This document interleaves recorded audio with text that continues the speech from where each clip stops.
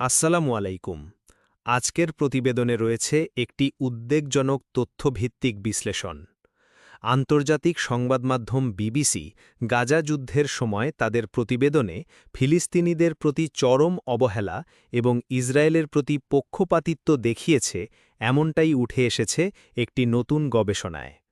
Media পর্যবেক্ষণ সংস্থা centre for media monitoring ১ বছরের বিশ্লেষণে দেখিয়েছে, অক্টোবর ২০২৩ থেকে অক্টোবর ২০২৪ পর্যন্ত বিবিসি প্রকাশিত হাজার হাজার অনলাইন প্রতিবেদন ও সম্প্রচারে ইসরায়েলি প্রাণহানির তুলনায় ফিলিস্তিনি মৃত্যুকে অনেক কম গুরুত্ব দেওয়া হয়েছে।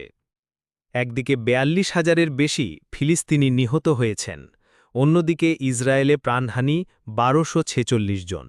কিন্তু বিবিসি প্রতিটি ইসরায়েলি মৃত্যুকে প্রতিবেদন ও শিরোনামে ৩৩ গুণ বেশি জায়গা দিয়েছে। ইসরায়েলি সৈন্যদের মৃত্যু নিয়ে করা আবেগঘন প্রতিবেদনগুলোতে যেখানে ২৫,০০০ নিহত সৈন্যের কথা বলা হয়েছে, সেখানে ১ লাখেরও বেশি ফিলিস্তিনি নিহত হওয়ার কোনো উল্লেখই ছিল না। শুধু তাই নয়, যুদ্ধবিরতি নিয়ে একটি প্রতিবেদনে বলা হয়েছে ১২০০ ইসরায়েলি নিহত হয়েছেন, কিন্তু একবারও উল্লেখ করা হয়নি ফিলিস্তিনিদের বিশাল প্রাণহানির কথা। গবেষকেরা বলছেন, বিবিসির এমন আচরণ জনমতকে প্রভাবিত করছে এবং একটি পক্ষকে মানবিক দেখিয়ে অন্য পক্ষের দুর্দশা আড়াল করা হচ্ছে, যা একটি আন্তর্জাতিক গণমাধ্যমের পক্ষে অত্যন্ত নিন্দনীয়।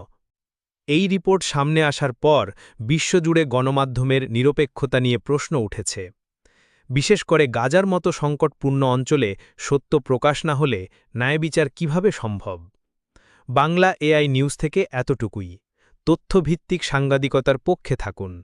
আগামী প্রতিবেদন পর্যন্ত সবাই ভালো থাকুন।